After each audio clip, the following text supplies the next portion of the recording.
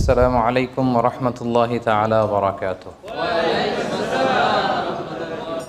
نحمده ونصلي على رسوله الكريم. أما بعد فأعوذ بالله من الشيطان الرجيم. بسم الله الرحمن الرحيم.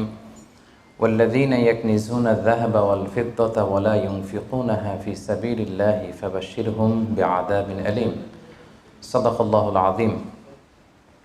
Bangladesh business community মালয়েশিয়ার উদ্যোগে মালয়েশিয়ার বাণিজ্যিক রাজধানী পুত্রাজায়ার জেনিথ হোটেলের বলরুমে ইফতার পূর্ব আজকের এই ইফতার প্রোগ্রামে আপনারা যারা উপস্থিত হয়েছেন আপনাদের সবাইকে জানাচ্ছি আন্তরিক শুভেচ্ছা এবং মোবারকবাদ।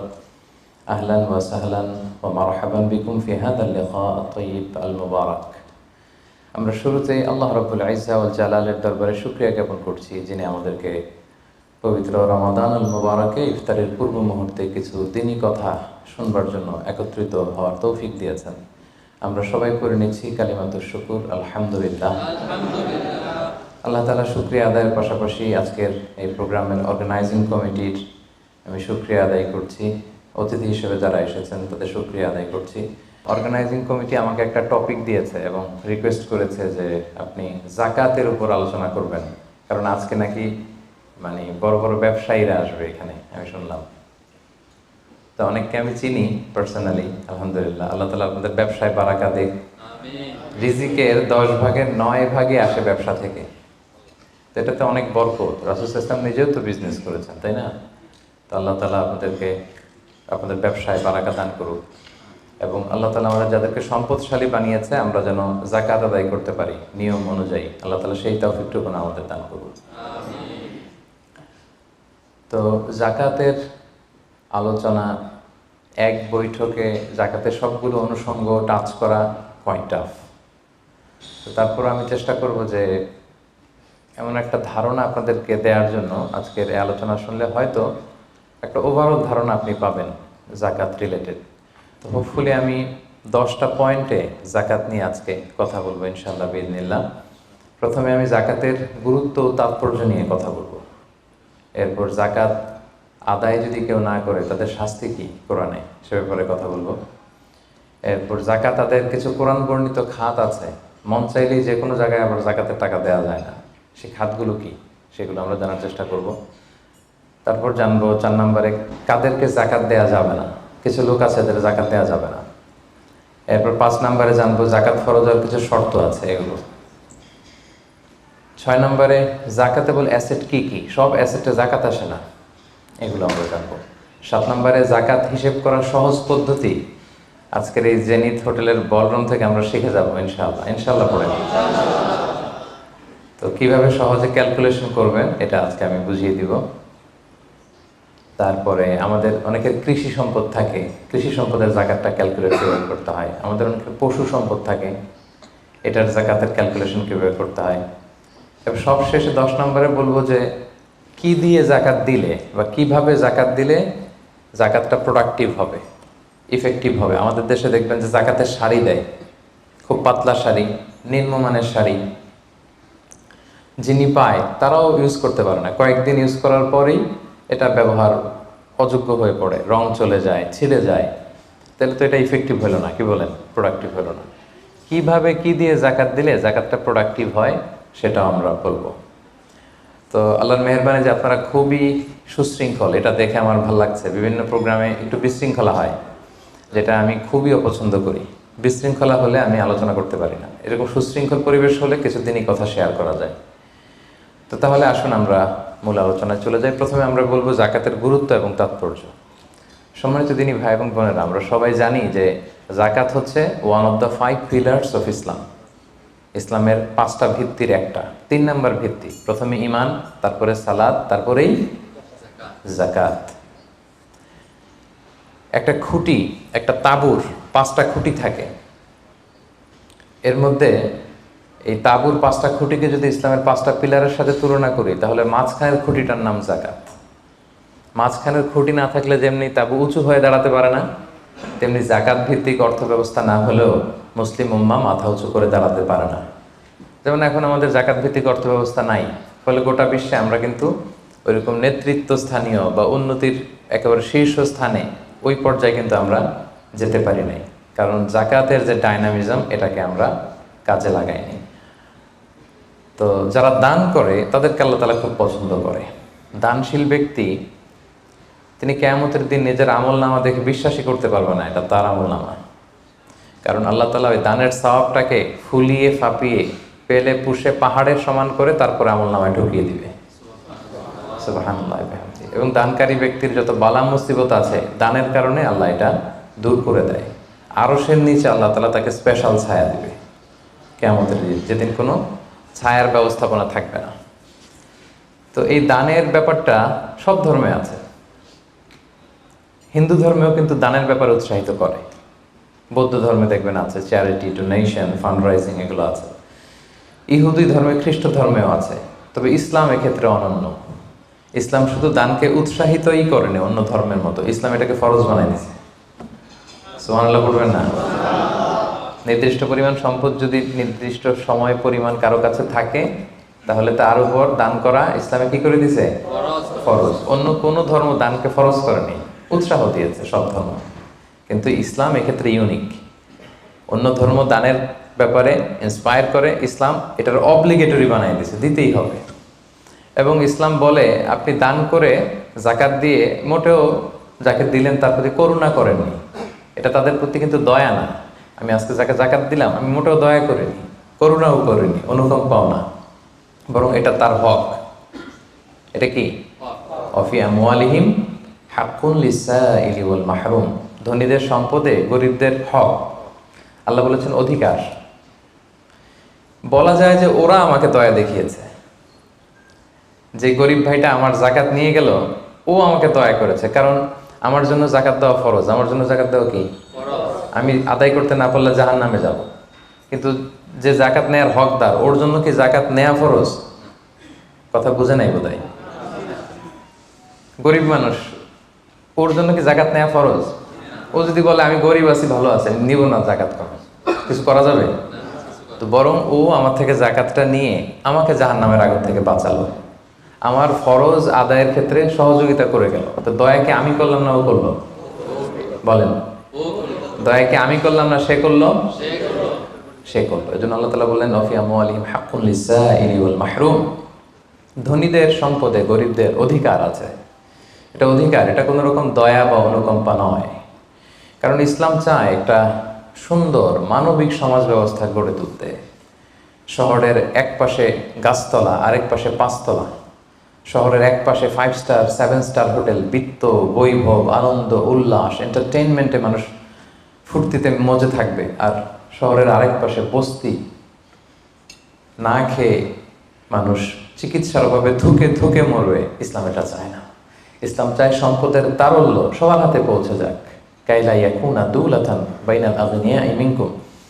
আল্লাহ বলেন সম্পদ যেন শুধু তোমাদের ধনীদের হাতে কুক্ষিগত না হয়, এজন্য আমি এই জাকাতের ব্যবস্থাপনা করেছি। ফলে সবার কাছে এই জাকাতের অর্থ কিন্তু পৌঁছে যাবে। তাহলে সম্মানিত ভাই এবং বোনেরা, আমরা বুঝলাম এই জাকাত কিন্তু যাদের উপর ফরজ হয়েছে এটা আপনাকে আদায় করতেই হবে, এখানে কোনো ছাড় নেই। এবং এটা গরিবদের অধিকার, এটা সোশ্যাল সিকিউরিটি নেট,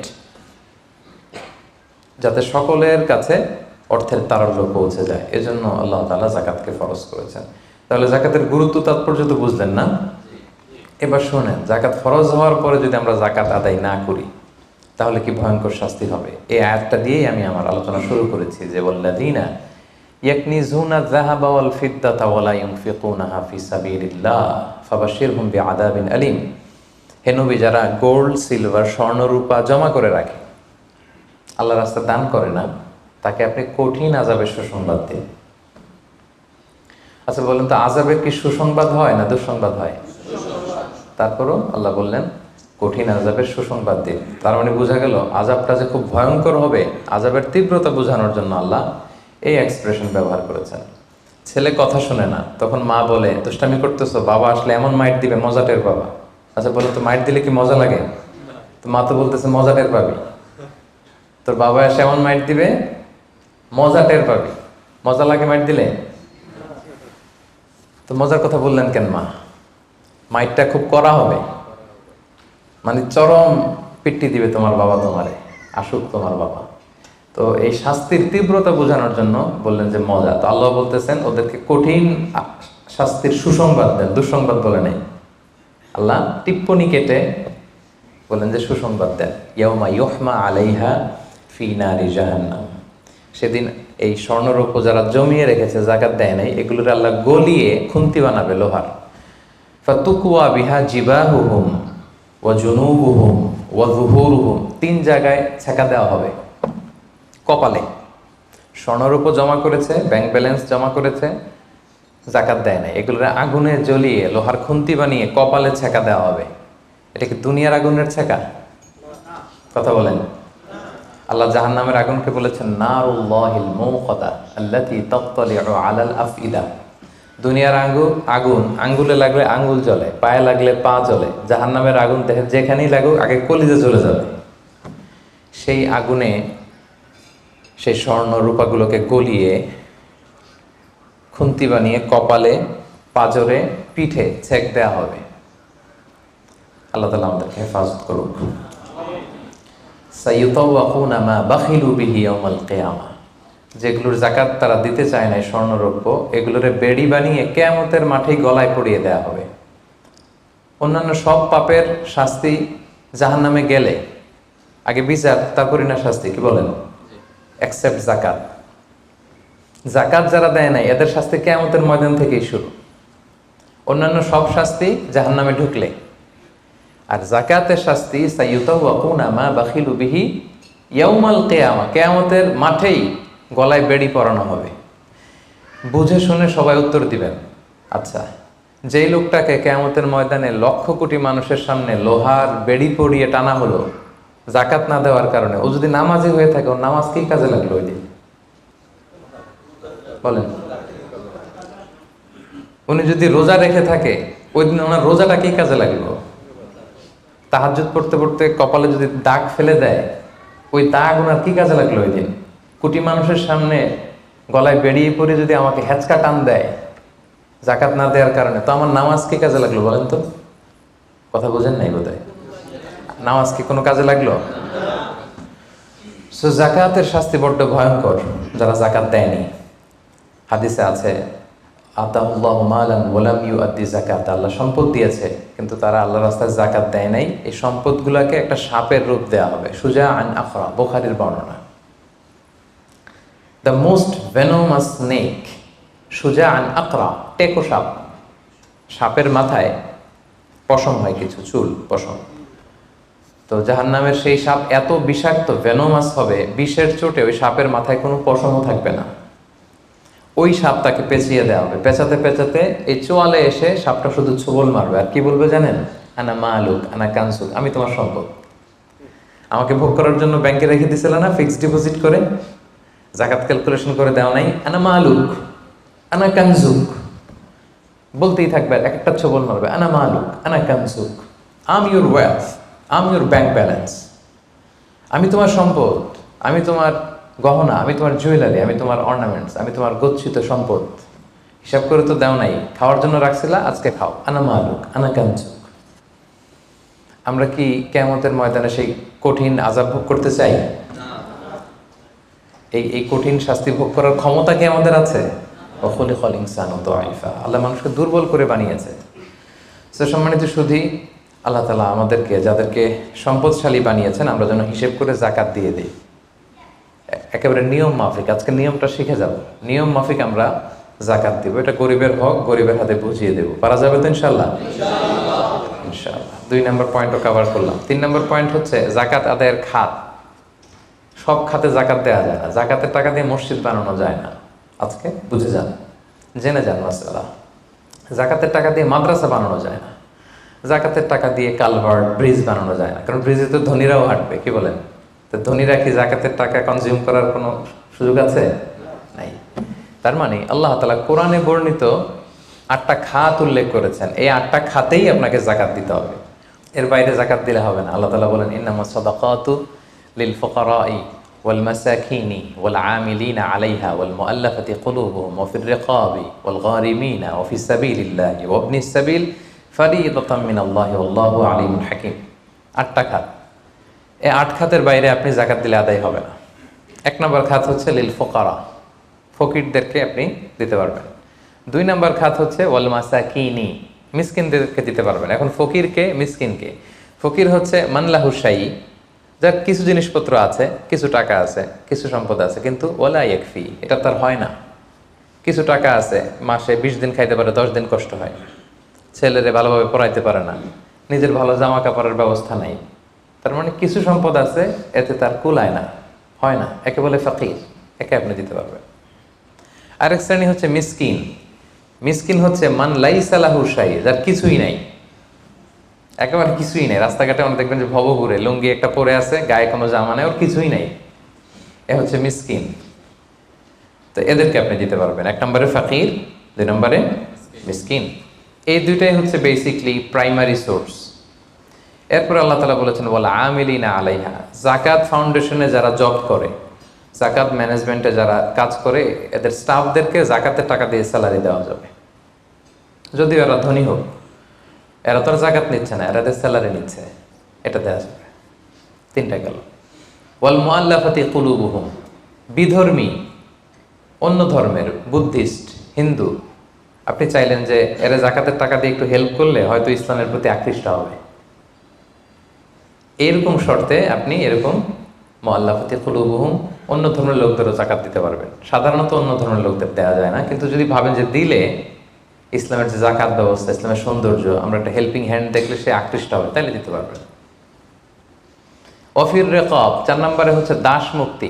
সম্মানিত ভাই বোন বোনেরা, দাস আজাদ করার ক্ষেত্রে আপনি যাকাতের টাকা দিতে পারবেন। তো এখন তো আর দাস নাই, এখন কি করতে পারবেন? এখন এই যে প্রিজনারদেরকে, কারাবন্দি আছে না অনেকে, উল্টাপাল্টা মামলা দিয়ে হামলা করে জেলে ঢুকায় রাখছে, তো এর এখন আইনজীবী চালানো লাগে, এর এদিকে টাকা লাগে, ওদিকে টাকা লাগে, বা তার মুক্তির জন্য টাকা লাগতেছে, বা কাউকে কিডন্যাপ করা হয়েছে, গুম করা হয়েছে, এই সমস্ত ইস্যুতে তাদের প্রাণ রক্ষার জন্য, কারামুক্তির জন্য আপনি যাকাতের টাকা দিয়ে হেল্প করতে পারবেন। 4টা গেল। ওয়াল গারিমিন, ঋণগ্রস্ত ব্যক্তি, ঋণের বোঝায় প্রতিদিন খালি ধরে পাওনাদাররা, তার মানে জীবন চালানো না বিশ্বাস হয়ে পড়তেছে, তাকে আপনি ঋণের বোঝা হালকা করার জন্য দিতে পারবেন। অফিস সাবিলিল্লাহ, 6 নম্বর হচ্ছে আল্লাহর রাস্তায় যারা আছে। এগুলোর প্রত্যেকটা আমি 1 ঘন্টা করে আলোচনা করতে পারবো। প্রত্যেকটা পয়েন্ট যদি ইন ডিটেল ফিকহি ইস্যুসগুলো নিয়ে কথা বলি, লম্বা চড়ে আলোচনা হবে। আমি জাস্ট আপনাদের মাথায় একটু করে জাস্ট শোনাচ্ছি, তাহলে ওভারঅল একটা ধারণা আপনি পেয়ে যাবেন। অফিস সাবিলিল্লাহ, আল্লাহর রাস্তায় যারা আছে, এর দ্বারা উদ্দেশ্য হচ্ছে যারা আল্লাহর রাস্তায় জেহাদ করছে, ফিলিস্তিনে আমার ভাইরা জেহাদ করছে, কাশ্মীরে জেহাদ করছে, সশস্ত্র সংগ্রামে তাদের যে যুদ্ধাস্ত্র যা যা প্রয়োজন, এই ক্ষেত্রে আপনি দিতে পারবেন। আধুনিক সময় অনেক স্কলাররা বলে যে এই যে এতিমখানাতে অনেক ছেলে আছে, অনাথ, এতিম, তারপর টাকা পয়সা নাই, তারাও তো তাদের লাইফটা ইসলামের জ্ঞান আহরণের জন্যই ডেডিকেট করেছে, তারাও ফি সাবিলিল্লাহ, ওখানেও দিতে পারবেন। সর্বশেষ হচ্ছে অফিস সাবিলিল্লাহি ওয়াবনিস সাবিল, পথিক। পথিক যদি নিঃস্ব হয়ে যায়, তাকে আপনি যাকাতের টাকা দিয়ে হেল্প করতে পারবেন। ধরেন একজন পথিক, বাড়ি হচ্ছে কেলান্তান, এখন কেলে আইসা মলম পার্টির খপ্পরে পড়া সব শেষ, কিছুই নাই আর, তার সব নিয়ে গেছে। তো এখন সে ওইদিকে কেলান্তানে অনেক ধনী, কিন্তু এইখানে টাকা পয়সা নাই। এখন এই যে তার টাকা নাই, তাকে পৌঁছতে হবে, তা খাইতে হবে, আপনি যাকাতের টাকা দিয়ে তাকে হেল্প করতে পারবেন। এখন অবশ্যই এটা খুব প্রযোজ্য না, কারণ ক্রেডিট কার্ড থাকে বাংলাদেশে, ধরেন বিকাশ সে সিস্টেম আছে, বা সামহাও তার কারো নাম্বার মুখস্থ থাকলে ফোন করলে টাকার ব্যবস্থা হয়ে যাবে। কিন্তু শরীয়ত কিন্তু এটাও রেখেছে, পথিক মুসাফিরকে আপনি হেল্প করতে পারবেন। তাহলে এই 8টা খাত ছাড়া কিন্তু সম্মানিত ভাই বোন বোনেরা, আপনি অন্য খাতে জাকাত দিলে জাকাত আদায় হবে? মন মতো দিলে হবে না। কিন্তু 4 নম্বরে আমরা জানবো কাদেরকে জাকাত দেওয়া যাবে না। এতক্ষণ তো জানলাম কোথায় কোথায় দেওয়া যাবে, এবার শুনবো কাদের দেওয়া যাবে না। 1 নম্বর, হাশিমি খানদানের কাউকে দেওয়া যাবে না। বানু হাশিম মানে রাসূলুল্লাহ সাল্লাল্লাহু আলাইহি ওয়াসাল্লামের বংশধর। আমাদের একটা বংশ আছে না, কেউ মুন্সি বংশ, কেউ চৌধুরী বংশ, কেউ ওই বংশ। রাসূল সাল্লাল্লাহু আলাইহি ওয়াসাল্লামের বংশের নাম কি? হ্যাঁ, কুরাইশের হাশিমি খানদানের বংশ ওনার, বানু হাশিম। ওনারা, কুরাইশ হচ্ছে অনেক বড় একটা গ্রুপ, এটার মধ্যে বানু জাহারা আছে, বানু হাশিম আছে। তো এখানে রাসূল সাল্লাল্লাহু আলাইহি ওয়াসাল্লাম হচ্ছেন বনু হাশিম। বনু হাশিমের লিনিয়েজে যারা আসবে, আপনি যদি জানতে পারেন তিনি বনু হাশিম, আপনি যাকাত দিতে পারবেন না, ওনারা যাকাত খেতে পারবে না। তাদের মধ্যে এখন যদি কেউ গরিব থাকে আপনি অন্য ফান্ড থেকে দিবেন, এমনি চ্যারিটি করবেন, কিন্তু জাকাতের টাকা আমাদেরকে দেওয়া যাবে না, যেহেতু নবীর বংশের সম্মানিত। জাকাতের খেজুর একবার মদিনায় স্তূপ করে রাখা। রাসূল সাল্লাল্লাহু আলাইহি ওয়াসাল্লামের ছোট নাতি হুসাইন রাদিয়াল্লাহু তাআলা আনহু তখন তো ছোট পায়ে হাঁটতে হাঁটতে যে ওই জাকাতের একটা খেজুর নিয়ে খাওয়া শুরু করছে। বাচ্চা থাকতে তো সবাই আমরা এরকমই করতাম, খাবার পেলেই কি বিস্কিট দেখলে চকলেট দেখলে এটা কার, আমার না কার, এটা দেখার বিষয় না, আগে মুখে দাও।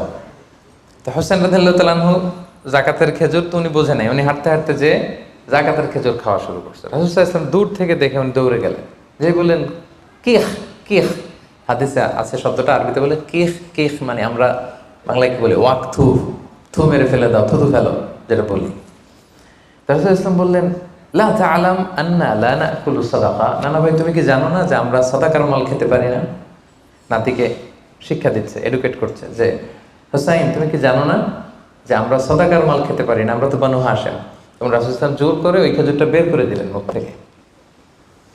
তাহলে বনু হাশেমের কাউকে দেওয়া যাবে না, অমুসলিম কাউকে জাকাত দেওয়া যাবে না, এক্সেপ্ট ওয়াল মুআল্লাফাতি কুলুবুহুম, যদি এই ইস্যু হয় যে এটা দিলে ইসলামের প্রতি তার একটু আকর্ষণ বাড়বে, এরকম হলে দিতে পারবেন, ইন জেনারেলি দেওয়া যাবে না। 3 নম্বর হচ্ছে ধনী কাউকে জাকাত দেওয়া যাবে না, যার টাকা আছে এরা জাকাত দেওয়া যাবে, পয়সাওয়ালা কাউকে না। তবে এখানে এক্সেপশন হচ্ছে ওই যে ওয়াল আমিলিনা আলাইহা, জাকাত সেন্টারে যদি জব করে স্যালারি দেওয়া যাবে। পথিক হয়ে যদি নিঃস্ব হয়ে যায়, আসলে ধনী তো রাস্তায় টাকা পয়সা হারাই ফেলছে, তাকে দেওয়া যাবে। আল্লাহ রাস্তায় জেহাদ করতেছে, ধনী, কিন্তু জেহাদের সামগ্রীর মধ্যে যদি জাকাতের সম্পদের কিছু থাকে ওটাও নিয়োগ করতে পারবে। 4 নাম্বার, ঔরসজাত সম্পর্কের কাউরে জাকাত দেওয়া যায় না। হ্যাঁ, আপনার বাবা, আপনার মা, আপনার নানা নানি, দাদা দাদি, যত উপরে যাক এদেরকে আপনি জাকাত দিতে পারবেন না। আপনার নিচের যারা, আপনার ছেলে মেয়ে, আপনার নাতি নাতনি, এদের ছেলে মেয়ে যত যাবে, যত নিচে যাক, জাকাত দিতে পারবেন না। গেল। 5 নাম্বার হচ্ছে স্বামী তার স্ত্রীকে জাকাত দিতে পারবে না। কেন? কারণ স্ত্রীর ভরণ পোষণ দেয়া স্বামীর জন্য কি ফরজ বা ওয়াজিব, তা আপনার তো তার ভরণ পোষণ দিতে হবে, আপনি জাকাত দেবেন কিভাবে? স্ত্রী দিতে পারবে হাজবেন্ডকে। ইন এনি কেস, আসলে হাজবেন্ড ওয়াইফের মধ্যে জাকাত দেওয়ানোর সম্পর্ক নাকি? তো ভালোবাসার সম্পর্ক, স্বামী স্ত্রীর মধ্যে তো ভালোবাসার সম্পর্ক। তো ইন এনি কেস ইসলাম বলে যে প্রত্যেকে কিন্তু ইন্ডিভিজুয়াল। একটা জিনিস খেয়াল রাখবেন, আপনি আর ভাবির জাকাত কিন্তু একসাথে হবে না, বুঝতে পারছেন? ভাবির জাকাত ভাবি দিবে, আপনার জাকাত আপনি দিবেন। ইসলামে প্রত্যেককে আলাদা ইন্ডিভিজুয়াল হিসেবে আল্লাহর কাছে দাঁড়াইতে হবে। নামাজের হিসাব যেমনি আমার আলাদা, আমার বউয়ের আলাদা, জাকাতেরটাও আমার আলাদা, আমার স্ত্রীর আলাদা। অনুরূপভাবে যাদের ভরণ পোষণের দায়িত্ব আপনার কাঁধের উপর, তাদেরকে আপনি জাকাত দিতে পারবেন না, কারণ এটা আপনার দায়িত্ব, এজন্য পারবেন না। এবার জাকাত ফরজ হওয়ার শর্ত আছে, এই শর্তগুলো আমরা শুনব। 5টা শর্ত। প্রাইমারি শর্ত হচ্ছে নেসাব পরিমাণ সম্পদের মালিক হওয়া, আর এটা হাওলানিল হাওল, 1 বছর থাকা। এগুলো হচ্ছে প্রাইমারি শর্ত। আরও 3টা সেকেন্ডারি শর্ত হচ্ছে আল মিলকিয়া, পূর্ণ ওনারশিপ থাকা, আর জিয়াদা, এটা আপনার অতিরিক্ত টাকা এটা হওয়া, আর হচ্ছে আদামুদ্দুয়ুন, ঋণ না থাকা। এই 5টা শর্ত আমি ব্যাখ্যা করলে আপনি বুঝবেন। 1 নম্বর হচ্ছে নিসাব পরিমাণ সম্পদের মালিক হওয়া। আপনি সামান্য কিছু সম্পদের মালিক হইলে এখান থেকে জাকাত দিতে হবে, শরীয়ত কিন্তু এটা বলে নাই। সুবহানাল্লাহ। আপনি জাকাতের নিয়ম শুনলে দেখবেন যে ইসলাম কতটা ব্যালেন্সড। একটা থ্রেশহোল্ড আছে, একটা স্ট্যান্ডার্ড আছে, এই মানে গেলে দিবেন। সেটা কত? সেটা গোল্ড আর সিলভার দিয়ে রাসূল সাল্লাল্লাহু আলাইহি ওয়াসাল্লাম দিয়েছেন, কারণ তখন গোল্ড আর সিলভারের কয়েন ছিল, মুদ্রা ছিল। আগে কিন্তু সোনা আর রূপা দিয়েই মুদ্রা বানানো হতো, পরে এটা পেপার মানি শুরু হয়েছে, কাগজের টাকা। তো একটা হচ্ছে দিনার আর একটা দিরহাম।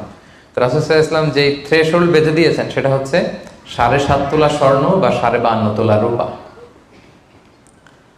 আই রিপিট, এটা সবাই জানেন আশা করি, যে 7.5 তোলা স্বর্ণ আর 52.5 তোলা রূপা। আধুনিক সময়ে গ্রাম দিয়ে দোকানদাররা হিসাব করে, তো গ্রাম দিয়ে যদি আপনি বোঝেন তাহলে 85 গ্রাম স্বর্ণ অথবা 595 গ্রাম রূপা, এটা হচ্ছে থ্রেশহোল্ড নিসাব, অথবা এর সমপরিমাণ অর্থ, ক্যাশ টাকা যদি আপনার কাছে থাকে, তাহলে আপনি নিসাবের মালিক হয়েছেন। যেদিন আপনি এই নিসাবের মালিক হবেন ওই দিনটা আপনি ডায়েরিতে টুকে রাখবেন, কারণ এটা যদি 1 বছর আপনার কাছে এরকম থাকে, 1 বছর পরে যে আপনি জাকাত দিবেন, কিভাবে দিবেন আমি সামনে বলবো।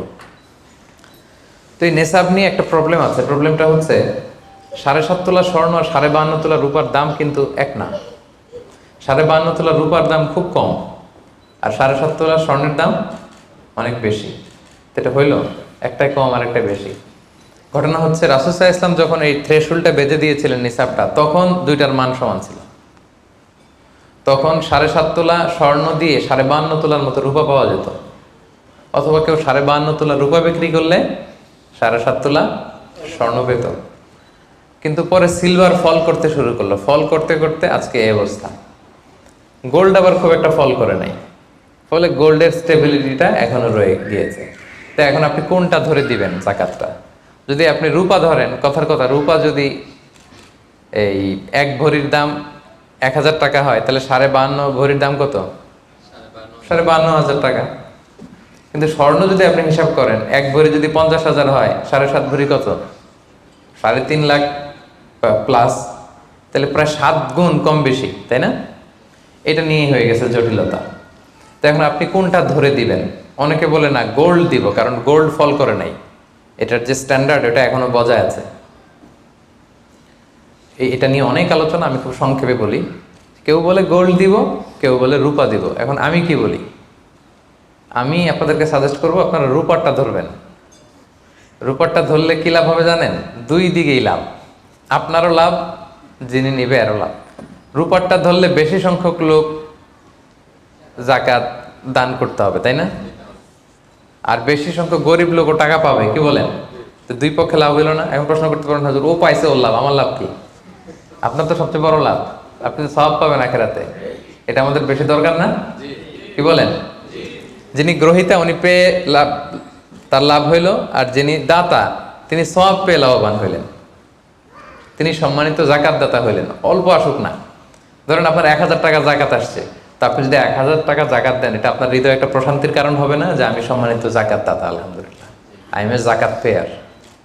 এবং এত বড় একটা ফরজ ইবাদতের লিস্টে যে আপনি ঢুকতে পারছেন, এটাও তো কম কিসে, কি বলেন?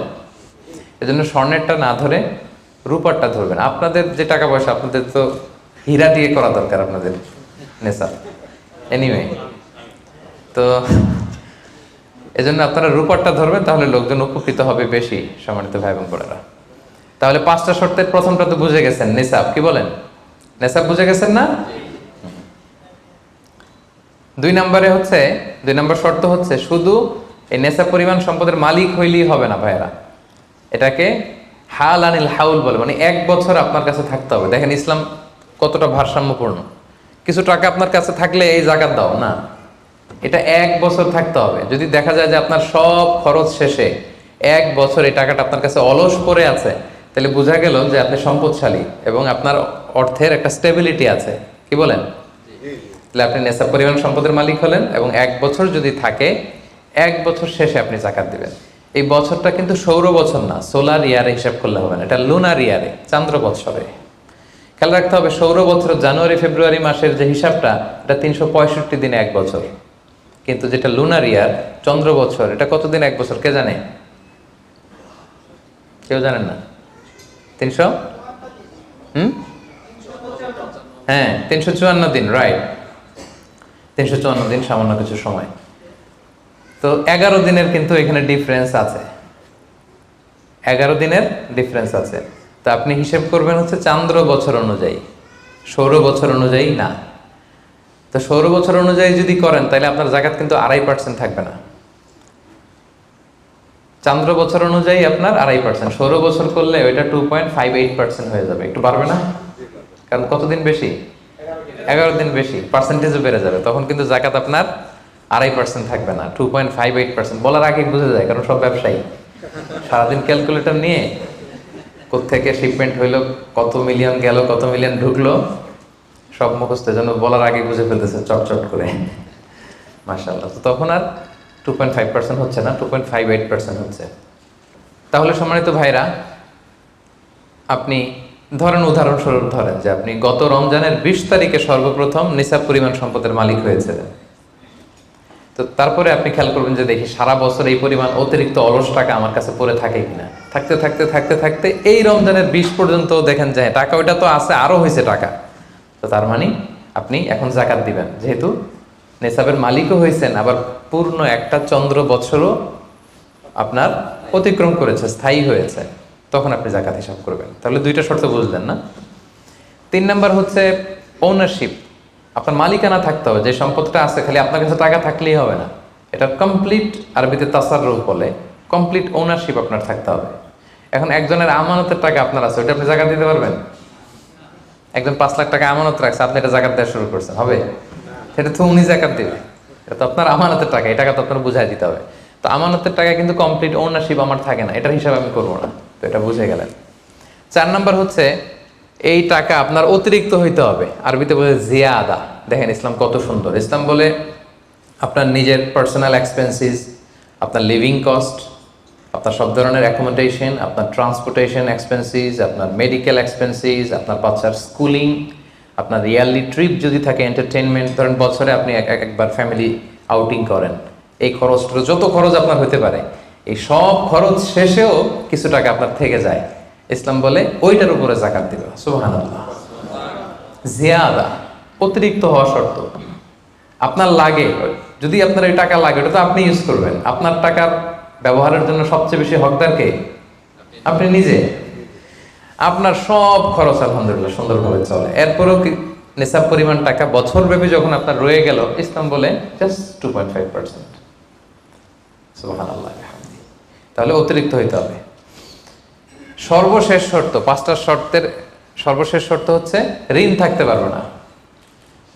ঋণ থাকলে ওইটা জাকাত থেকে বাদ যাবে। ধরেন আপনার আছে 5 লক্ষ, কিন্তু আবার ঋণও আছে 5 লক্ষ, কথার কথা, তো এটা তো আপনি আগে ঋণ দিবেন, আপনি তার জাকাত দিতে পারবেন না। এই কথাটা কি বুঝতে পারছেন? আচ্ছা, ঋণ ভাই 3 ধরনের। কয় ধরনের? 3 ধরনের। একটা হচ্ছে আপনার একবারে পরিশোধ করতে হবে, এরকম ঋণ থাকে না, যে আমি মুরাদ ভাইয়ের কাছ থেকে 1 লক্ষ টাকা নিলাম, আজকে আমার জাকাতের হিসাব করার ডেট, তো 1-2 মাসের মধ্যে টাকাটা দিতে হবে। তো তখন এই যে 1 লক্ষ টাকা উনি পাবে, এই টাকাটা আমি বাদ দিব আমার অন্যান্য অ্যাসেট থেকে, বাদ দিয়ে যদি দেখি যে না তারপরেও জাকাত হয় দিব, আর না হলে দিব না, কারণ এটা একবারে দিতে হবে। ওনারা বলছে যে 1 লক্ষ আমি একবারে দিয়ে দিব আপনাকে 1 মাস পরে, এইভাবে ঋণটা নিয়েছিলাম। তাহলে কিছু কিছু ঋণ আছে একবারে পরিশোধযোগ্য, ওকে, এটা জাকাতের ক্যালকুলেশন থেকে বাদ যাবে। কিভাবে বাদ যাবে আমি ক্যালকুলেশন করে দেখাবো। ঋণের দ্বিতীয় প্রকার হচ্ছে ইনস্টলমেন্টের কিছু ঋণ আছে, কিস্তিতে দেয়া লাগে। লেটস সে আমি 1 কোটি টাকা দিয়ে একটা গাড়ি কিনেছি, BMW গাড়ি, বা 50 লক্ষ টাকা দিয়ে আমি একটা হুন্ডা গাড়ি কিনেছি, 50 লক্ষ টাকা। তো এটা আমি কিস্তিতে কিনেছি। কিস্তির ঋণ যদি হয় তাহলে আপনি কিন্তু পুরোটা বাদ দিতে পারবেন না, তখন সর্বোচ্চ 12 মাসের কিস্তি বাদ দিতে পারবেন, 12 মান্থসের, তাও এই চন্দ্র মাসের হিসাবে। কারণ জাকাতের হিসাবটা কি 12 মাসের হিসাব, তাই না? এটা একটা ইয়ারলি ক্যালকুলেশন। আপনি পুরোটা যদি একবারে বাদ দেন তাহলে তো আপনার আর জাকাতই দেওয়া লাগবে না। কি বলেন? বাংলাদেশে অনেক বড় বড় সিআইপি ব্যবসায়ী আছে, ওনারা হাজার হাজার কোটি টাকা ব্যাংক থেকে ব্যবসায়ের কারণে ঋণ নেন, এবং ওনাদের ঋণ খেলাপি হয়। তো ওনারা যদি বলে হুজুর আমার তো ঋণ আছে, তো উনি আর জাকাত দিবে কি? ওনারাই তো আমার জাকাত দেওয়া লাগবে এখন। কি বলেন? এরকম বড় বড় সিআইপিরা যদি ঋণের দোহাই দেয়, উনি আর জাকাত দিবে কি? উনি তো ঋণী, তাহলে ওনারাই কিছু জাকাত আমাদের দেওয়া লাগবে। কারণ আমরা জাকাতের 8টা খাতের মধ্যে একটা পড়েছি, বল গরিমিনা। কি বলেন? ঋণগ্রস্ত ব্যক্তিকে জাকাতের টাকা দিয়ে হেল্প করা যায়, তো উনি আর দিবে কি? ওনারে দিই আমরা। ওই ঋণ বাদ দেওয়া যাবে না। ইনস্টলমেন্টের ঋণ হইলে 12 মাসের, আর ওইরকম ঋণ খেলাপি 1000 কোটি টাকা, এগুলো বাদ দেওয়া যাবে না। 3 নাম্বার ঋণ হচ্ছে লাক্সারি পণ্য কিনতে যে ঋণ হয়, এই ঋণ জাকাত থেকে বাদ দেওয়া যাবে না। বিলাসিতামূলক কিছু যদি আপনি কিনেন, আপনি একটা লাম্বরগিনি কিনলেন 10 কোটি টাকা দিয়ে, এটা আপনি জাকাত থেকে বাদ দিতে পারবেন? পারবেন না। তাহলে লাক্সারি আইটেমের যে ঋণ, এটা বাদ দেওয়া যায় না। তাহলে ঋণের ব্যাপারটা পুরোপুরি বুঝে গেছেন না? এই 5টা শর্ত যদি থাকে আপনার মধ্যে পাওয়া যায়, অর্থাৎ আল্লাহ তাআলা আপনাকে একটা নিসাব পরিমাণ সম্পদের মালিক বানিয়েছেন, এটা আল্লাহ তাআলা পুরো 1 বছর আপনার এই পরিমাণ টাকা আপনার মধ্যে স্টেবল ছিল, এবং এটার পূর্ণ ওনারশিপ আপনার আছে, এবং এটা আপনার সব খরচের অতিরিক্ত, এবং সবশেষে এটা আপনার ঋণের বাইরে। ওই সম্পদ থেকে আল্লাহ তাআলা আপনাকে জাকাত দিতে বলেছেন। তাহলে জাকাতের শর্ত সবার ক্লিয়ার? এবার হচ্ছে জাকাত যোগ্য সম্পদ কি কি? জাকাতে বলে অ্যাসেট, সব সম্পদে জাকাত হয় না। এই পয়েন্টটা খুব গুরুত্বপূর্ণ, আপনাদেরকে মনোযোগ দিয়ে শুনতে হবে। আপনারা মনোযোগ দিয়ে শুনতেছেন তো? আপনি ধরেন ওই যে উদাহরণ দিয়েছিলাম, গত রমজানের 20 তারিখে নেশাব পরিমাণ সম্পদের মালিক হয়েছেন, দেখলেন সারা বছর আছে এই টাকাটা, তো এই 20 রমজানে তো আপনি এখন হিসাব করবেন, তাই না? তো হিসাবে আপনি কি কি ধরবেন? সব সম্পদে জাকাত নাই। আপনার বাসার যে ফার্নিচার, এটা হিসাব করা লাগবে না। আপনার যে ফ্রিজ, আপনার যে এয়ারকন, আপনার যে থাকার যে ফ্ল্যাটটা, আপনার যে বাংলো বাড়ি, এগুলোতে কোনো জাকাত নাই। আপনার চলার জন্য যে গাড়িটা লাগে, এগুলোতে কোনো জাকাত নাই। আপনার নিজের জন্য যে ল্যাপটপ, মোবাইল, যত কিছু আছে, গ্যাজেট বলেন, এগুলোতে কোনো জাকাত নাই। তাহলে কিসে জাকাত আছে? জাকাতে বলে অ্যাসেট কি, জাকাতযোগ্য সম্পদ কি, সেটা আমরা শুনি। 1 নম্বর হচ্ছে সোনা রূপা, gold and silver in its any form, যে কোনো ফর্মে, যে কোনো ফর্মে। এটা জুয়েলারি হোক, অর্নামেন্টস হোক, এটা বার হোক, বিস্কিট হোক। অনেকে গোল্ডের বার কিনে না, দেখবেন 999-এর ফাইনেস্ট গোল্ড, একেবারে খাপটাত নাই, 24 ক্যারেটের গোল্ড, 999 লেখা থাকবে এটার উপরে চকচকে, আপনার গোল্ডের বার, গোল্ডের বিস্কিট। অনেকে শখ করে গোল্ডের প্লেট টেট, তৈজসপত্র এগুলো কিনে। হ্যাঁ, স্বর্ণের ঘড়ি অনেকে কিনে। পুরুষের জন্য কিন্তু স্বর্ণের ঘড়ি, আংটি কোনোটাই পরা বৈধ না। কিন্তু যদি কেউ কিনে, স্বর্ণের কলম আছে, শখ করে কিনে অনেকে, টাকা রাখার জায়গা পায় না, তো ভাবে যে একটা কলম কিনে ফেলি স্বর্ণের, তারপর স্বর্ণের ঘড়ি, স্বর্ণের এই সেই। তো এরকম জুয়েলারি বলেন, তৈজসপত্র বলেন, যা যা আছে আপনার সব হিসাব করতে হবে in its any form. Gold and silver, এটা জাকাতেবল অ্যাসেট। বোনেরা অনেক সময় প্রশ্ন করে যে যেই গহনা আমি পরি, এটারও কি জাকাত দিতে হবে? ইখতিলাফপূর্ণ মাসালা, বিশুদ্ধ মত হচ্ছে দিতে হবে। 3 মাযহাব বলছে দেয়া লাগবে না, ইমাম আবু হানিফা বলছে দেয়া লাগবে, এবং আবু হানিফা রাহিমাহুল্লাহর কথাটাই ভ্যালিড, বেশি যুক্ত। সুনানে আবু দাউদের হাদিস, আম্মা জান আয়েশা রাদিয়াল্লাহু তাআলা আনহা স্বর্ণের বা রূপার একটা আংটি পরে আছেন। রাসূল সাল্লাল্লাহু আলাইহি ওয়াসাল্লাম বলেন জাকাত দিছো? আম্মা জান বলেন না, এটা পড়ছি যাতে আপনার সামনে আমি আমার সৌন্দর্য বাড়াতে পারি। রাসূল সাল্লাল্লাহু আলাইহি ওয়াসাল্লাম বললেন হাসবুকি মিনান নার, জাহান্নামে ঢুকাতে এটাই যথেষ্ট। সাথে সাথে জাকাত দিয়ে দিলেন আম্মা জান আয়েশা। তো আম্মা জান আয়েশা তো এটা পরিহিতা ছিলেন, কি বলেন। আরেক নারী আসলেন তার মেয়েকে নিয়ে, হাতে 2টা স্বর্ণের চুড়ি। রাসূল বলেন জাকাত দিছো? দেই নাই। বলতেছে তুমি কি পছন্দ করো যে এই 2টা চুড়ির পরিবর্তে আগুনের 2টা চুড়ি জাহান্নামে পরানো হবে? ওই মহিলা ভয়ে তাড়াতাড়ি খুলে দিচ্ছে, রাসূলুল্লাহ নেন, পুরোটাই দিয়ে দিলাম।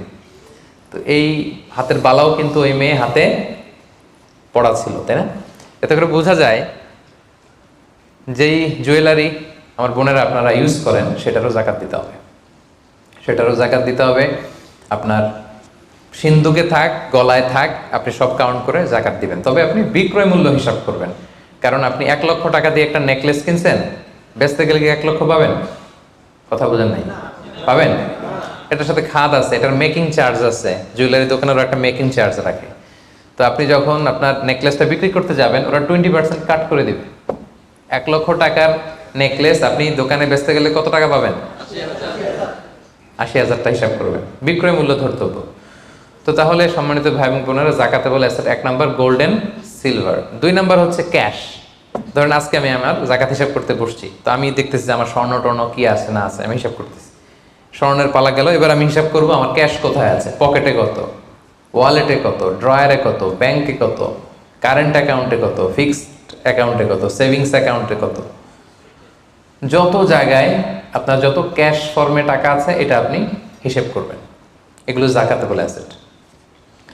আরও কিছু সম্পদ আছে, এগুলো ক্যাশ না, তবে ইজিলি লিকুইডেট করা যায়, চাইলে টাকা বের করে আনা যায়। যেমন প্রাইস বন্ড অনেক কিনে রাখে না, আমাদের ডাক বিভাগের সঞ্চয়পত্র আছে না, এগুলো ফিক্সড ডিপোজিট, অনেকে ইন্স্যুরেন্স করে, লাইফ ইন্স্যুরেন্স।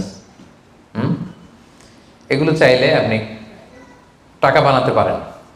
তো এটা অনেকে বলে হুজুর এটা তো ম্যাচিউরড হয় না, কীভাবে করব? এটা ব্যাংকে আপনি নক দিলে ওরা স্টেটমেন্ট দিবে যে আজকে এই ডিপোজিটটা ভাঙালে কত পাবেন, একটা স্থিতি দেখাবে। এটা আজকের স্টেটমেন্ট, ওই স্টেটমেন্ট আপনি বের করে নিয়ে আসবেন যে আজকে 20 রমজানে যদি আমি এটা ভাঙ্গাই তো আমি পাবো এত, তাহলে এটার মালিক আপনি, এটা আপনি যোগ দিবেন। তাহলে বুঝতে পারছেন এটা? এগুলো জাকাতেবল অ্যাসেট। আচ্ছা গেল। এরপরে ব্যবসার সম্পদ, উরুদ উত্তেজারা, যত ব্যবসার সম্পদ আছে এটা কিন্তু আপনি জাকাতে হিসাব করবেন। উদাহরণ দিই, একজন বিস্কিট ফ্যাক্টরির মালিক, উনি বিস্কিট বিক্রি করে। তো আজকে আমি যে জাকাতের হিসাব করতে বসছি, আমি আমার কোম্পানিতে ফোন দিয়ে আজকে কত carton biscuit ready to sell, কত কার্টুন, ধরেন 50,000 পিস, তো এটার দাম কত, বিক্রয় মূল্য আমি যোগ দেব। তারপরে বিস্কিট বানাতে যে র মেটেরিয়াল, হ্যাঁ, গম লাগে, সুগার লাগে, ইত্যাদি ইত্যাদি যা লাগে, এগুলোর যে প্রাইস, এটা আমি এটাও আমি যোগ দেব। ওখানে ধরবো না কি, ওখানে ধরবো না হচ্ছে যেটা ফিক্সড অ্যাসেট। ব্যবসার ক্ষেত্রে ফিক্সড অ্যাসেট ধরতে হয় না। যেমন ধরেন আপনার ফার্নিচার বা কারো বিস্কিট ফ্যাক্টরি, তার ফ্যাক্টরির যে জায়গাটা, এটা আসবে না। মেশিনারি, যে মেশিনে করে বিস্কিট বানায়, ওইটা আসবে না। তারপরে ধরেন এটা লরি ট্রাকে করে বিভিন্ন জায়গায় আমি পাঠাই আমার প্রোডাক্টগুলো, এই যে ট্রাকের দাম টাম, এগুলো কিন্তু ধরা হবে না। এগুলো ফিক্সড অ্যাসেট, মেশিনারি ধরতে হয় না। শুধু প্রোডাক্ট রেডি টু সেল অথবা র মেটেরিয়াল, এগুলো ধরবো। শেয়ার বাজার আছে, অনেকে শেয়ার কিনে, এটাও আপনি ধরবেন। ওই দিন আপনি হিসেব করবেন। শেয়ার দুই ধরনের, একটা আছে আপনার প্রাইমারি, একটা নেট ভ্যালুয়েশন করা হয়, পরে এটা একটু দাম বাড়লে অনেকে দেখবেন যে সারাদিন দেখতে থাকে দাম বাড়লো না কমলো, সেকেন্ডারি মার্কেটে এটা সেল করে দেয়, আছে না? তো এটা আজকের দিনে আমার এই শেয়ারটা সেল করলে কত প্রাইস পাবো, ওই প্রাইসটা আমি যোগ দিয়ে দিব। ওকে, আচ্ছা গেল। আরেকটা আছে কোম্পানির শেয়ার কিনে অনেকে, ধরেন বিশাল বড় বাংলাদেশে বড় কোম্পানি, বেক্সিমকো কোম্পানি, তারপর ওই কোম্পানি, এটার আপনি শেয়ার কিনবেন, লং টার্ম ইনভেস্টমেন্ট শেয়ার থাকে, ওইটা কিভাবে ধরবেন? ওইখানে কোম্পানির অ্যাকাউন্টসে আপনি নক দিলে জাকাতেবল অ্যাসেট কত আছে এটা ওরা বলে দিবে। বড় কোম্পানিগুলোতে ম্যাক্সিমাম 40% জাকাতেবল অ্যাসেট থাকে। এই যে লিস্টগুলো আপনাকে শোনালাম, এগুলো হচ্ছে জাকাতযোগ্য সম্পদ। আপনার এগুলোর উপর জাকাত আসে। আজকে 20 রমজান, আমার 1 বছর হয়েছে, এগুলো সবগুলো আমি যোগ দিব। তাহলে জাকাতযোগ্য সম্পদ কি, মোটামুটি একটা ধারণা পেয়েছি না? পেলাম। এবার সহজে জাকাত কিভাবে হিসাব করব? অর্ধেক তো হিসাব করেই ফেললাম, কি বলেন? এই যে লিস্ট করে করে স্বর্ণ, ক্যাশ, ডিপোজিট, সঞ্চয়পত্র, আমার শেয়ার বাজার, আমার ইনভেস্টমেন্ট, আমার ডিপোজিট, আমার এটা এটা এটা করতে করতে করতে করতে বিশাল, ধরেন একটা উদাহরণস্বরূপ বলি যে ধরেন 20 লাখ দাঁড়ালো আমার, 20 লাখ টাকা, স্বর্ণের দাম সহ ইত্যাদি সহ সবসময়। এবার হিসাবটা কিভাবে করব? হিসাবটা খুব সহজ। আমার জাকাতেবল অ্যাসেট আমি সব হিসাব দিয়ে পাইলাম কয় লাখ টাকা? 20 লাখ। এবার আমার যদি ঋণ থাকে, আমি ঋণটা এখান থেকে বাদ দেব। আমরা শুরুতে বলছিলাম এক ধরনের ঋণ আছে একবারে দিয়ে দিতে হবে, এরকম একবারে ঋণ দেওয়ার যদি আমার কিছু থাকে, ওইটা আমি বাদ দিব। ধরেন আমার একবারে ঋণ দেওয়ার আছে 5 লাখ টাকা, যেটা আমাকে একবারই পরিশোধ করতে হবে অল্প কিছুদিনের মধ্যেই, তাহলে এটা আমি বাদ দিতে পারবো। তো 5 লাখ টাকা যদি 20 লাখ টাকা থেকে বাদ দিয়ে কত থাকে? 15 লাখ। এরপর আমি বলেছিলাম যে কিস্তিতে যে ঋণগুলো থাকে সেক্ষেত্রেও আমি বাদ দিতে পারবো ম্যাক্সিমাম 1 বছর, 12 মান্থস। ধরেন যে বড় একটা কিছু আমি কিনেছি, সেখানে 12 মাসের আমার যে ঋণ, সেই ঋণ আসতেছে ধরেন যে কিস্তিতে, ধরেন আরো 5 লাখ, তাহলে কত বাদ গেল? 5 5 10 লাখ, থাকলো কত? এই 10 লাখ হচ্ছে আপনার নাও জাকাতেবল অ্যাসেট। এই 10 লক্ষের উপর আপনি 2.5% জাকাত দিবেন। আর হিসাবটা যদি আপনি সূর্য বছর অনুযায়ী করেন তাহলে 2.58% দিবেন। সহজ হয়ে গেছে না মোটামুটি? হ্যাঁ, মোটামুটি সহজ হয়েছে না? এরপর এক একজনের এক এক ধরনের বিজনেস, এক এক ধরনের কোশ্চেন থাকবে। এটা পার্সোনালি কোনো মুফতির কাছে বা যে কোনো স্কলারের কাছে আপনার পার্সোনাল আলাদা করে হিসাব করা লাগলে এটা করে নেবেন। কিন্তু ওভারঅল জাকাতের কিভাবে ক্যালকুলেট করতে হয় এবং প্রসেসটা কি, রাইট প্রসেস, এটার একটা ধারণা তো আপনারা পেয়েছেন নাকি? বুঝতে পারছেন না সবাই? আচ্ছা, এরপরে বলেছিলাম ফসলের জাকাত, মানে কৃষি সম্পদের জাকাত। কিছু চাষ করলেই জাকাত দিতে হয় না, এটার একটা নিসাব আছে। সেটা হচ্ছে কমপক্ষে 18 মণ। কমপক্ষে কয় মণ? 18 মণ। কমপক্ষে 18 মণ হইলে ফসলের জাকাত দিতে। আল্লাহ বলেন, ইয়া আইয়ুহাল্লাযীনা আমানু আনফিকু মিন তাইয়্যিবাতি মা কাসাবতুম ওয়া মিম্মা আখরাজনা লাকুম মিনাল আরদ। জমিন থেকে যেটা উৎপন্ন করে দেই, এটাও আল্লাহর রাস্তায় দান করো। ওয়া আতু হাক্কাহু ইয়াওমা হাসাদি, যেদিন ফসল হারভেস্টিং করে ঘরে তুলবেন ওই দিনই জাকাত দিতে হবে। মজার ব্যাপার হচ্ছে ফসলের ক্ষেত্রে বা কৃষিজ পণ্যের ক্ষেত্রে কিন্তু 1 বছর অপেক্ষা করা লাগে না। এর আগে টাকা পয়সা, স্বর্ণালঙ্কার, এগুলো 1 বছর আছে কিনা দেখতে হয়। কিন্তু যারা কৃষি কাজ করে ফসলের ক্ষেত্রে 1 বছর 1 বছর নাই, ফসল যেদিন কাটবেন ওই দিনই ফসলের জাকাত। তো ফসলের জাকাতের জন্য 1 বছর ওয়েট করা লাগে না। তো আপনি নিজে ধরেন ধান খাওয়ার জন্য আপনি ফসল করছেন 10 মণ, ওটার জাকাত দেওয়া লাগবে? বুঝে থাকলে উত্তর দেন। 10 মণ ধান আমি করেছি, কেন লাগবে না? 18 মণ হয় নাই। দেখেন শরীয়ত কত সুন্দর, কিছু আপনি করলেই জাকাত দিতে বলে নাই। এটা একটা স্ট্যান্ডার্ড আছে, লাইসা ফিমা দুনা খামসাতে আউসুকিন সাদাকা। 5 ওয়াসাকের নিচে জাকাত হয় না। 1 ওয়াসাকে কত এভাবে হিসাব করে বের করা হয়েছে 720 কেজি, 18 মণ। 18 মণের নিচে হইলে জাকাত দেওয়া লাগবে না। আর একটা ব্যাপার হচ্ছে, যে কোনো ফসলে জাকাত হয় না যে ফসলগুলোকে গুদামজাত করা যায়।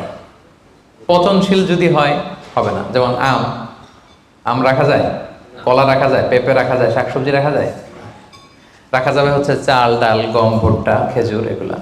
গুদামজাত যদি করা যায়, ওগুলো যদি 18 মণ হয়, তাহলে আপনি জাকাত দিবেন। তো জামের চাষ যারা করে তারা কি মোটেও দিবে না জাকাতের কোনো কিছু থাকবে না? হ্যাঁ থাকবে। তাদের হচ্ছে উরুদুত যারা ব্যবসার হিসাবে, ওই যে হিসাব করবে যেদিন, ওই দিন দেখবে যে আজকে আমার বিক্রি করার মতো কয় খাঁচি আম আছে, 40 খাঁচি আছে, দাম কত, ওই অন্যান্যর সাথে যুক্ত করে নেবে।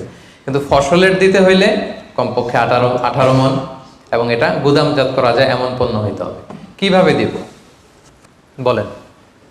18 মণের বেশি করছেন, ধরেন 100 মণ হয়েছে আপনার ধানের, কিভাবে দিবেন? 2.5% দিবেন না। ফসলের জাকাতের হিসাব হচ্ছে ওশর আর নিসফে ওশর। আরবি বুঝতে যদি কষ্ট হয়, সহজ করে বলি, 10% আর 5%। ফসলের জাকাত হচ্ছে ভাই 10% আর 5%। 10% আরবিতে বলে ওশর। কখন 10%? যখন এটা ইরিগেটেড ল্যান্ড হয়, আল্লাহর দেয়া বৃষ্টির পানিতে চাষ হয়ে যায়, আপনার আলাদা করে সেচ দেয়া লাগে না, আল্লাহর দেয়া বৃষ্টিতেই হয়ে যায়। এটা হচ্ছে কস্ট ফ্রি কাল্টিভেশন, আপনার খরচ টরচ নাই, আল্লাহ বৃষ্টি দিছে, ধান বুনে দিছেন, হয়ে গেছে। এটা 10% দেবেন। 100 মণ হইলে 10 মণ। আরেকটা হচ্ছে আপনার সেচ দেয়া লাগে, এটা হচ্ছে কস্ট বেসড ইরিগেট কাল্টিভেশন। আপনার সেচ দেয়া লাগে, কীটনাশক দেয়া লাগে, রাসায়নিক সার দেয়া লাগে, নিড়ানি দেয়া লাগে, এই করা লাগে, সেই করা লাগে, আপনার খরচ বেশি। ওইখানে 10% না, ওখানে দিবেন কত পার্সেন্ট? 5%। 100 মণ ধানে কয় মণ দেখছেন? তার মানে the more you cost, the less you pay, the less you cost, the more you pay. সুবহানাল্লাহ। এখন যদি বলেন হুজুর আমার তো কিছু বৃষ্টির পানিতেও হয়, আবার আমিও কিছু পানি দেই, এখন কি করবেন বলেন দেখি, কে বলতে পারে? 7.5% দিবেন? এই তো ব্যবসায়ী হইলে কি সুবিধা। তখন আপনি মাঝামাঝি দিবেন, যেহেতু বৃষ্টির পানির ফ্যাসিলিটিও আপনি পেয়েছেন, আপনারও পানি শেষ লাগছে, দুইটা যেহেতু, তাহলে 5 আর 10 এর মাঝামাঝি কত? 7.5। তো আপনি তখন 7.5% দিবেন। এটা হচ্ছে বিশাল আলোচনারে এক নির্যাস আমি আপনাদেরকে শোনালাম। চলে গেল কৃষি সম্পদ। এবার পশু সম্পদের জাকাত কিভাবে দিবেন?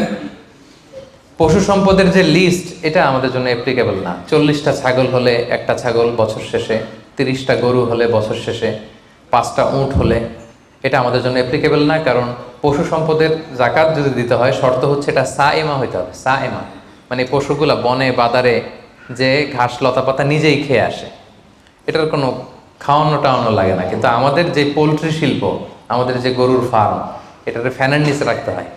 অস্ট্রেলিয়ান গাভী যারা পালে দেখবেন উপরে ফ্যান, যে দারোয়ান ওর ফ্যান নাই, কিন্তু গরুর উপরে ফ্যান। কারণ এই বাতাস না খেলে ওটা বাঁচবে না, ওইটারে ইঞ্জেকশন দিতে হয়, ওইটারে এই দিতে হয়, ওইটার ভুসি খাওয়াও, ওইটারে এই খাওয়াও। তো এই পোলট্রি শিল্প, হ্যাচারি শিল্প, দুধের বিজনেস যারা করে, তাদের আসলে রাসূল সাল্লাল্লাহু আলাইহি ওয়াসাল্লাম যে পশু সম্পদের জাকাতের যে লিস্ট বলেছেন, ওইটার আওতাভুক্ত হবে না। তো তারা কি কোনো জাকাত দিবে না? দিবে।